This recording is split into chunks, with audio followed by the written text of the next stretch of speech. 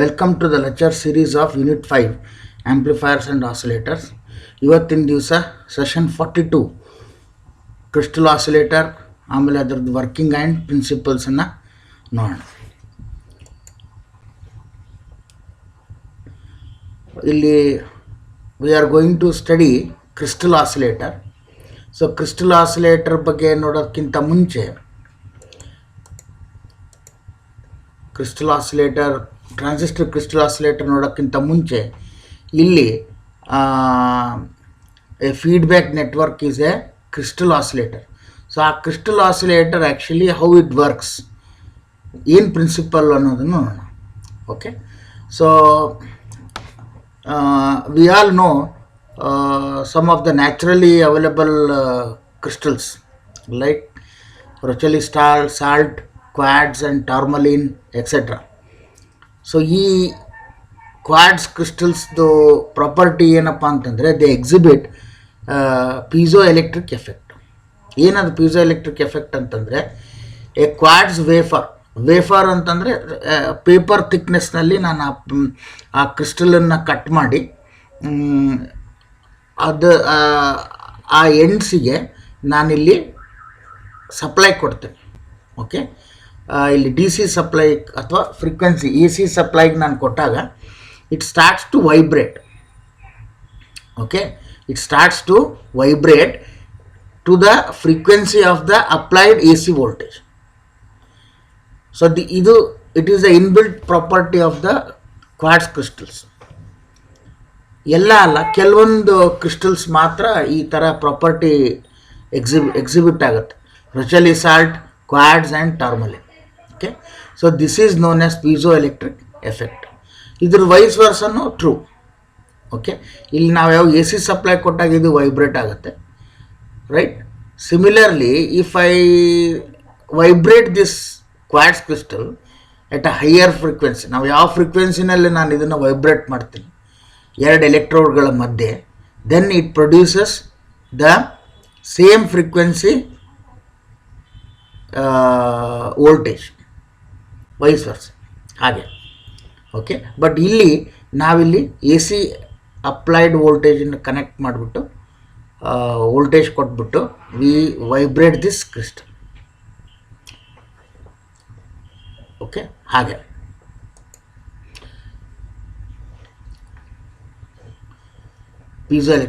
ಪೀಝೋ electric crystals ಅಂತ ಕರೀತಾರೆ.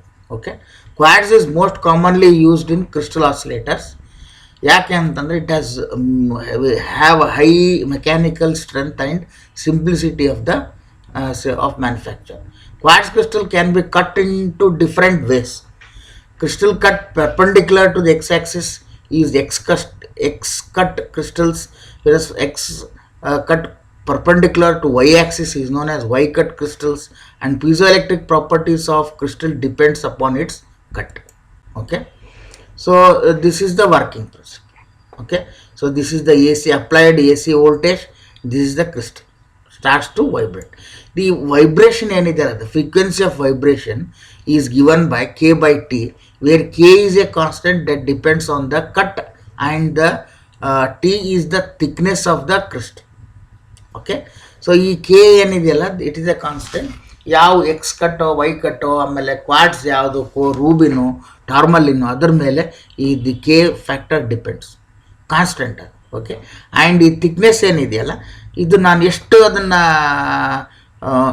Thin cut ಮಾಡ್ತಾ ಹೋಗ್ತೀನಿ ಅಷ್ಟು ಒಳ್ಳೆಯದು. But there is a limitation for this T ಇಲ್ಲಿ.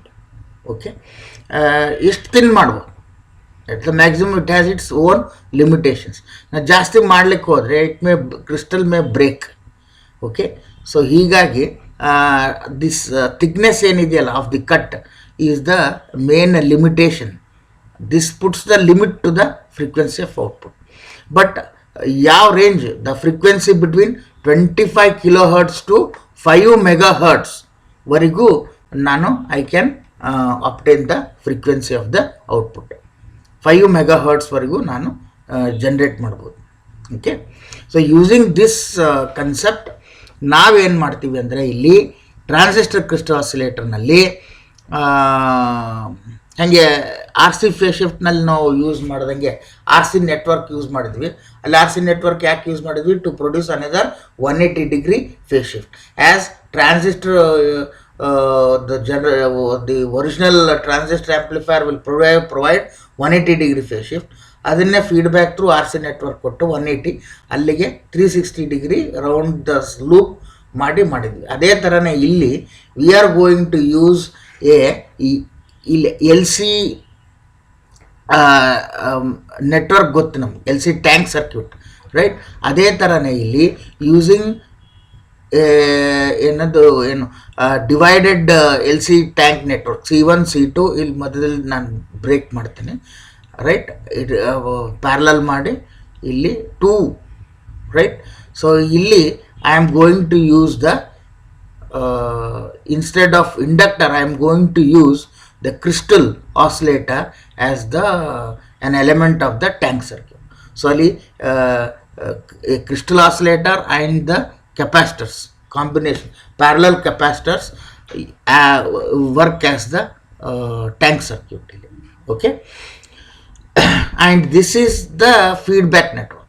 So output is fed to the tank circuit. So allige transistor will provide 180 degree, another 180 degree phase shift will be provided by the tank circuit, and as well as this tank circuit will decide the frequency of oscillations.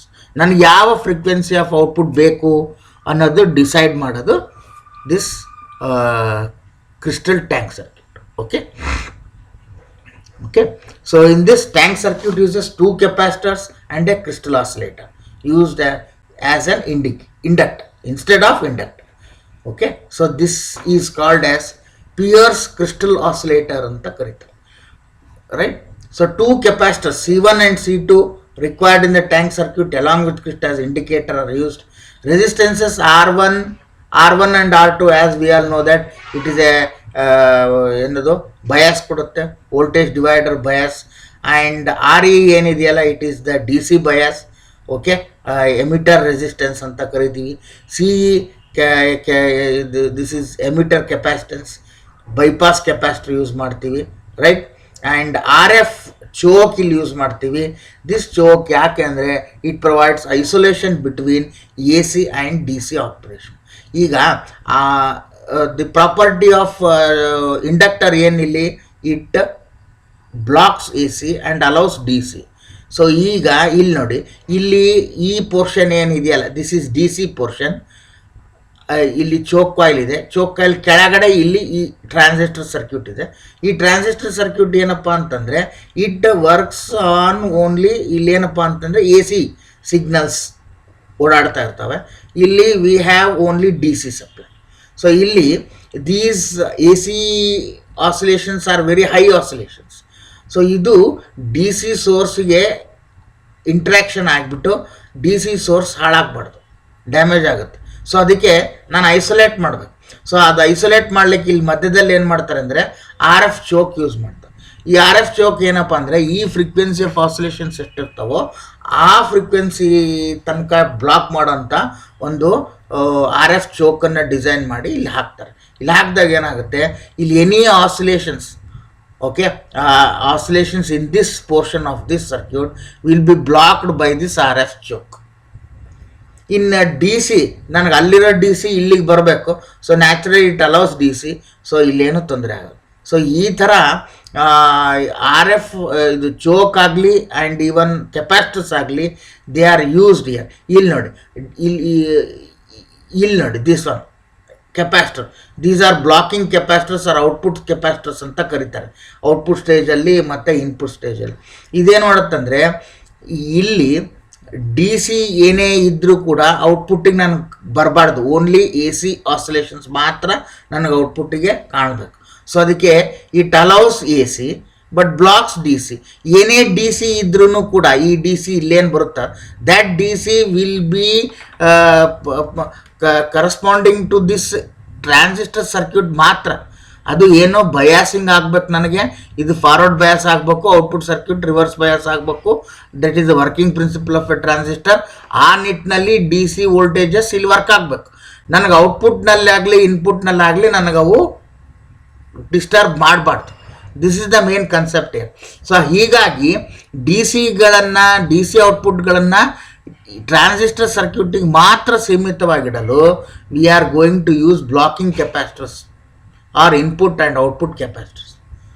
So ಇಲ್ಲಿ D C ಎಲ್ಲ ಕಡೆ ಹೋಗಬೇಕು, but A C oscillations D C ಸೋರ್ಸಿಗೆ ಹೋಗಬಾರ್ದು, ತಡೆ ಮಾಡ್ಬೇಕು ಅನ್ಲಿಕ್ಕೆ ಇಲ್ಲಿ ಆರ್ ಎಫ್ ಚೋಕ್ ಯೂಸ್ ಮಾಡಿ.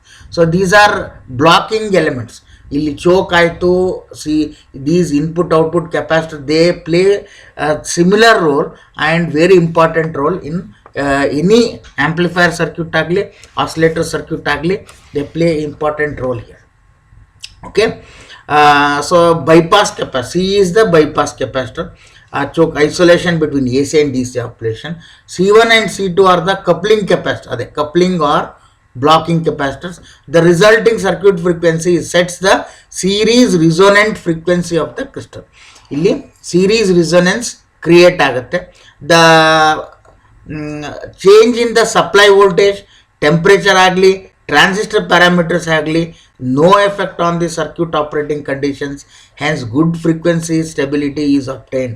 Illi transistor frequency decide agadrinda, crystal frequency decide agadrinda, any variation supply ಆಗಲಿ ಟೆಂಪ್ರೇಚರ್ ಆಗಲಿ ಟ್ರಾನ್ಸಿಸ್ಟರ್ ಯಾವುದಕ್ಕೂ ಇದು ಎಫೆಕ್ಟ್ ಅಂದರೆ ಸ್ಟೆಬಿಲಿಟಿ ಈಸ್ ಮೋರ್. ಈ crystal transistor have mechanical stability is high. Okay, advantages ಏನಪ್ಪ ಅಂತಂದರೆ they have very high order of frequency stability. ಆ Q factor ಏನಿದೆಯಲ್ಲ, ನಾವು Q factor of crystal is 10,000, is about 10,000.